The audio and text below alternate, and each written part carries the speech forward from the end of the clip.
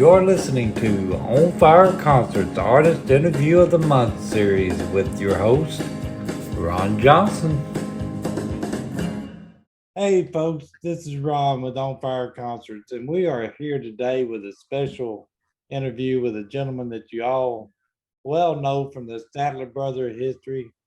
Um, 3 Grammy Awards, 21 BMI Awards, member Country Music Hall of Fame, Gospel Hall of Fame, uh, 21 platinum and gold album, just a list of things go on and on. And he retired and now he's still busy. Welcome, Don Reid. Ron, thank you very much. And you're right, I still am busier than I thought I was going to be when I retired all these many years ago. But I'm enjoying every minute of it. Somebody asked me, are you ever going to slow down? Because I do my music stuff, I do these concerts, and then I work. I tell everybody a real job. I work from home, so I'm blessed. But I said, you do this for 20 years. I've 30 years, when you're up till 12:30, 1 o'clock at night like I am, and I'm up at 6:30, I wouldn't know no other way to live, Yeah. And busy and having those schedules, and it's hard just to stop all of a sudden. Yeah, you can't do it almost. And getting to your book here, of course, the last book that we talked about was your Statler Brothers anthology, and we just had tremendous response to that, and I know we will this one. And this one, folks, is a new one by Don called Piano Days. Just come out recently. And before I get into the book, I've got to say, I think the back cover, folks, Mr. 1950s wrote that. Pat Boone did a great little write up. They're all publishers are always saying anybody who wants to write a blurb. And I thought about it, and my sons and I talked about it, and we said, hey, why not get Mr. 50s to do it? That's what it's about, the 50s and the 60s. And here's a man. And so I called Pat because we've known each other for years and worked together many times. And I asked him to do it. He said, sure, send me a book. And he wrote such nice things on the back. And I really do appreciate him. And I want to give him a shout out and thank Pat Boone so much for the kind words that he said. Well, the book, getting into the book here, it's based on a group of kids growing up in the 50s and 60s or in the small town USA, like Virginia is where they are. And I mean, the characters in the book, I mean, from Toby, Bud, Lanny Mae, Sue, the twins, the double Tinas, it just, I was reading that and I was thinking, like Toby, for example, I know somebody identical to that. Right. I bet just about everybody that reads are going to know a Toby. And you remember him, you love him, and you haven't seen him for a long time. And that's why it's enjoyable to read about it. I grew up in Memphis, and I've got a best friend. I said, still best friend. I haven't seen him in 20 years, but still, we grew up together. I mean, we're one was, the other was, and we could talk regularly on the phone. But as far as I'm not in Memphis now, so, but it's still, I mean, it's like they're part of your life as always will be. And it just, I think that it's, the book, the characters are just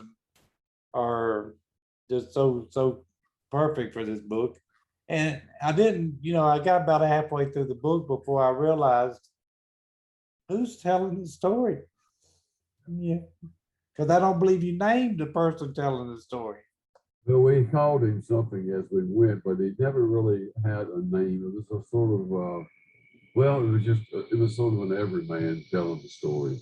But then again, he becomes real before the book is over. But then there's two different people talking. There's two different people. Yeah. And that's in the last, and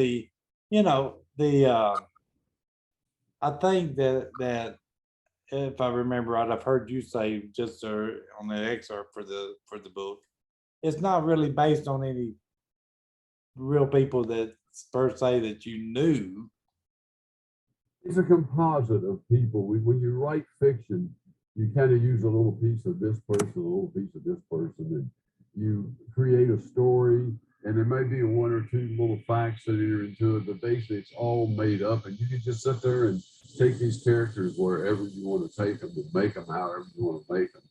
And that's the thrill and the fun of writing fiction. And to make it come out to where it's realistic, it sounds realistic and it's believable. And that's when you feel like, well, yeah, I've accomplished something here. And I felt like I did in this book. I'm very happy with the way it came about. I think I think it's an amazing book, and I mean, you even go into like made me think back many years ago. There's a little town down near Jackson, Tennessee. Uh, it's down in that area where my grandmother was, and there was a you talk about like you had I think it was Spotlight and Tinsel Tally, Yeah. and there was you talk about they were just the people you seen in town that everybody knew. Town characters, just about every small town had some, yeah. It's like the lady I was trying to say there was a house there in the town we lived in, or my grandmother lived in. Everybody has stories about this house on the hill that you never seen the woman. She'd come out at night to get her groceries. And it's just, but you had those people, Yeah. and everybody knew it. I think wherever we grew up, now where did you grow up in Tennessee? I was born and raised in Memphis. Lived in a little. We had a home in a little place called Lexington. I know, like, Back and forth, my but I wife, grew up in Memphis. like no Milan, Tennessee. Yeah, yeah, and That's what I'm familiar with that area. Yeah, but I think wherever we grew up, that we knew the same types of people. We had the same types of experiences. It may not be just absolutely perfect the way I might write it, the way you might remember, but we all had those essence of those same kind of memories. well, I mean, it's like you talk about Sue in the book and Nanny Mae, the girls that you first met, and then you go on and it's funny because you think back there again, it makes you think back. Well, of course, what would we do without Facebook these days? But you think back where I've got a couple of ex-girlfriends on Facebook, Yeah, that I grew up with, but we're friends. yeah. And my wife knows them, and They- so it's just like you think back with that, it's just there once it's intertwining and they're there for good. So the book is there something that everybody, folks, this book you will relate to, and you will know the people. They may be different names as what's in the book, but you're gonna know those people. You can put your own faces and your own names on the characters. That is true. And the last chapter in that book is simply amazing, and how true that can be. I mean, from the incident Billy and the whole 9 yards, Bud, just it's life, is what it is. And you always talk about going back home. Well, It's hard to go back home. It's very difficult to, but we all have to sometime or another, whether in reality or in our minds. But we have to go back and deal with who we were and what we've become, and that's what life is all about. so what inspired you to write this book, Don? Oh, I was thinking about what the next book was, and the idea of doing a novel came up, and it was just kind of at my fingertips. And this is what I want to write about. I want to write about something that I know and something that I love. And that's when the writing is the easiest, when you can truly do that right from your heart. And that's what this one was about. That's what this was, from the heart. And I would just let my mind go. Once I created these characters, they sort of took me along with them. And they wrote their own stories. Well, that's and this book, I think, folks, just throwing this out there for what it's worth, would make a great movie. It could be a good. I've been told that. It's been suggested that should happen. And it does. I think it's very picturesque when you start looking at the different scenes, the different chapters. And it's a fun era when you're looking back on it. And it's, yeah. You take somebody through the life journey, basically, is what it is.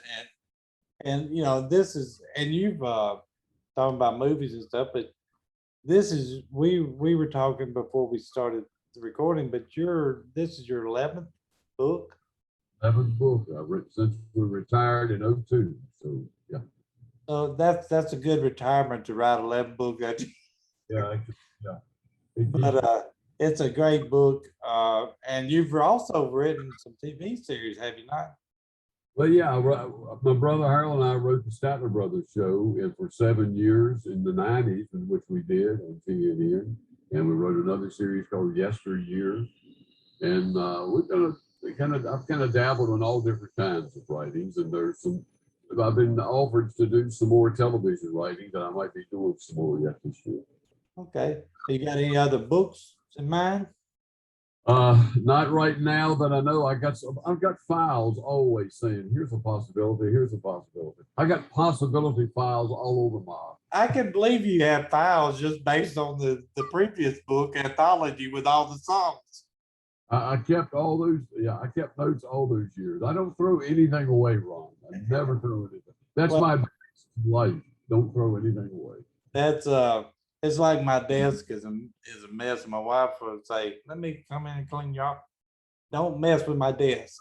Because if you move anything, I won't be able to find nothing. You know, I know what pile something's in. Yeah. But Don, I appreciate you taking your time today and talking with us briefly about this book. But folks, it's Piano Days by Don Reid. It's available on your website. On donreid.net or on Statler Brothers, thestatlerbrothers.com. If you order it from there, I'll autograph it. So it comes that way. Well, folks, it's a great book. I read it in like a day and a half. I appreciate that so much, Ron. I appreciate you taking your time, and I'm glad you enjoyed it that much to read it that fast. I loved it. Folks, go out there and get it. And Don, we appreciate you taking your time again, and we look forward to talking to you again soon. Thank you, buddy. We will do it. We will hook up again. Good to see you. Thank you, Don. Bye.